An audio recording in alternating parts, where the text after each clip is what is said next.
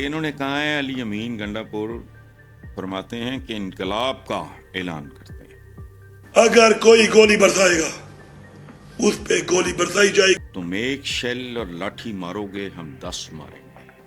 باقی گنڈا پور صاحب جانے اور ان کا گڈاسا جانے۔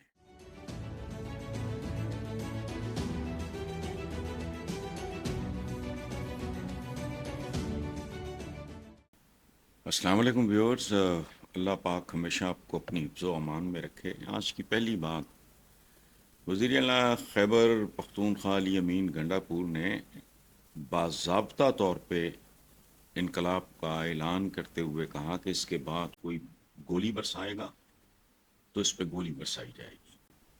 ملک میں پہلے ہماری عزتوں، چادر اور چار دیواری کے تقدس کو پامال کیا گیا۔ تم ایک شیل اور لاٹھی مارو گے، ہم 10 ماریں گے۔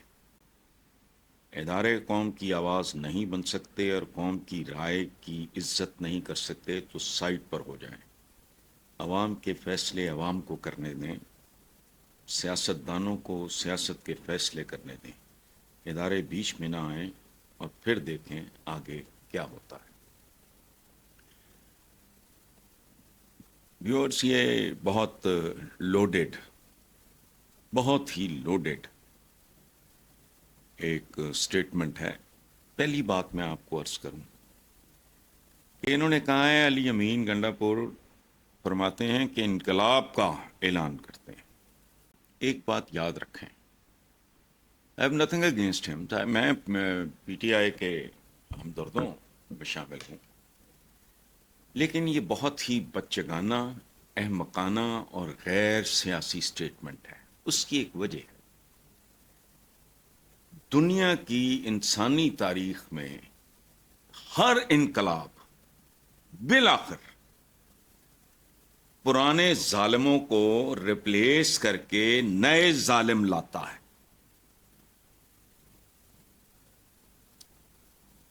کائنات میں، انسانی تاریخ میں ہمارے حضور سے بڑھ کے انقلاب کوئی نہیں لا سکتا، نہ لایا ہے۔ اس میں بھی یزید نکل آتے ہیں، اور ان کا رویہ کیا تھا؟ غزوہ بدر کے بعد فرمایا جو تم میں سے نہیں دے سکتا، وہ جو بھی اس کو کہتے ہیں جرمانہ، یا مجھے اس وقت وہ ذہن میں لفظ نہیں آ رہا، تو فرمایا تم میں سے جو پڑھے لکھے ہیں وہ ہمارے بچوں کو پڑھا دیں، آزاد کر دیں۔ صلح حدیبیہ، سارے صحابہ سوائے حضرت بلال کے وہ پریشانی کے تذبذب کے عالم میں تھے۔ جی ٹنٹا مکھاؤ، یہ جو ہمارا ایک ایکسپریشن ہے، حضور نے کہا نہیں، یہ بہت بڑی بات ہے، یہ سمجھنے والی بات ہے۔ اور جب فتح مکہ ہوا، اس وقت حضور کا رویہ کیا تھا؟ میں سوچ کے کانپ اٹھتا ہوں، جو کچھ حضور نے سہا اور برداشت کیا، اور ان کے ساتھیوں نے، جو ہند نے، ابو سفیان کی بیوی نے، حضور کے چچا Amir Hamza, he is one of my heroes, بہت بڑے آدمی تھے، رشتے میں حضور کے چچا تھے، لیکن وہ تقریباً ہم عمر تھے۔ چونکہ حضرت امیر حمزہ کی اور حضرت عبداللہ کی باراتیں اکٹھی گئی تھی، تو ان کی عمروں میں نہ ہونے کے برابر فرق تھا۔ رشتہ چچا کا تھا، لیکن دوستی بھرا رشتہ۔ اور حضرت امیر حمزہ کی شہادت پہ ہند نے کیا کچھ کیا، اور حضور نے جب ان کو سپرد خاک کیا تو ان کی کیفیت کیا تھی؟ وہ عرب کے کوئی اپنے لوکل قسم کے سرکنڈے ہوتے ہیں، پاؤں برہنہ تھے جب ان کو سپرد خاک کیا گیا۔ اس ہند کو جنگ جاری رکھی، خیر اور شر کا مقابلہ جاری رہا، اس کو بھی معاف کر دیا۔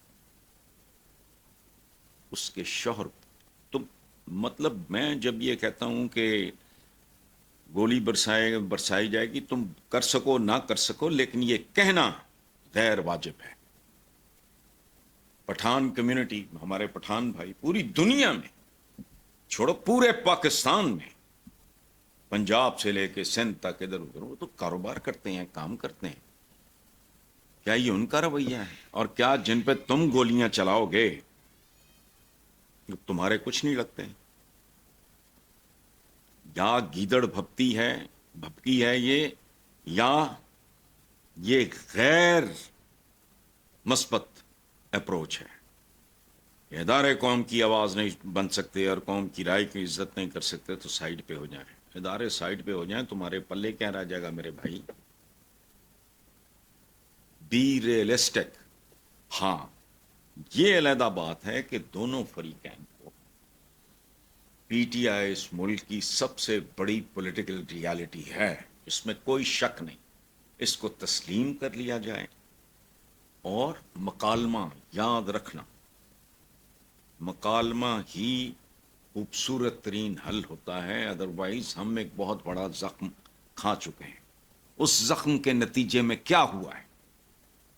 بنگلہ دیش جب فال آف ڈھاکہ ہوا، میں اور میرا ایک دوست سعید مرحوم، ہم جہانگیر مرپلاؤ سے نا لائل پور کھانا کھا کے نکلے. باہر نکلے تو لوگ دھاڑے مار مار کے رو رہے ہیں، فلانا ہو گیا یہ وہ. تو ینگ تھے اس وقت بہت.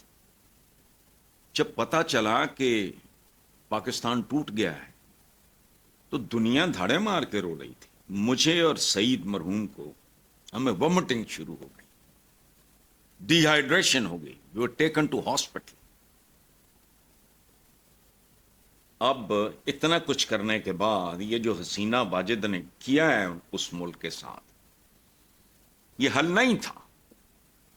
میں آج کل میرے روز و شب سید شبیر حسین شاہ اپنے زمانے کے بھٹو ڈیز کے اور یا ڈیز کے بہت بڑے جرنلسٹ تھے انگریزی کے، ان کی کتاب ہے.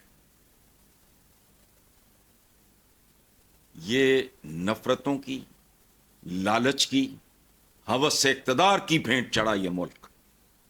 رستہ نکل سکتا ہے بدترین حالات میں بھی. آپ چاہیں، آپ کی سوچ مثبت ہو تو آپ رستہ نکال لیتے ہو. یہ اپروچ درست نہیں ہے، یہ اس ملک کے لیے خیر کا باعث نہیں بنے گی. اس لیے پلیز ہوش کا ثبوت دیں. گنڈا پور صاحب، میری تو آپ سے ملاقات بھی نہیں ہے، نتھنگ اگینسٹ یو، اور میں پی ٹی آئی فرینڈلی آدمی ہوں. جائیں دیکھیں حامد میر صاحب کیا کہتے ہیں، اور جائیں ضیاء شاہد کی کتاب میں کیا لکھا ہے مرحوم کی. ان کی تو ڈیتھ کو بھی کئی سال ہو گئے. یہ تحریک انصاف کا نام کس نے رکھا تھا؟ اس لیے ہمارے دین کی دیکھیں، ہم جن سے محبت کے دعوے دار ہیں، جن کو مانتے ہیں، ان کی باتیں ماننا ضروری ہے. ہمارے دین میں انتہا پسندی کی قطعاً کوئی گنجائش نہیں ہے. ہمیں سکھائی جاتی ہے اعتدال اور میانہ روی. جو اس رستے سے ہٹتا ہے میرے نزدیک بحضور کے رستے سے ہٹتا ہے. پچھلے دنوں میں نے ایک بات کی، پتہ نہیں کس کے حوالے سے، لوگوں کو ناگوار گزری. میں نے کہا نہیں، میرا مسئلہ یہ نہیں ہے. ہم جن سے محبت کے دعوے دار ہیں، جن کو مانتے ہیں، ان کی بات ماننا بھی ہم پہ فرض ہے. سو اس لیے پلیز اعتدال، اور ذہن میں رکھیں پاکستان پیپلز پارٹی کا بانی پھانسی چڑھ گیا، ایک حصے نے الذوالفقار بنائی.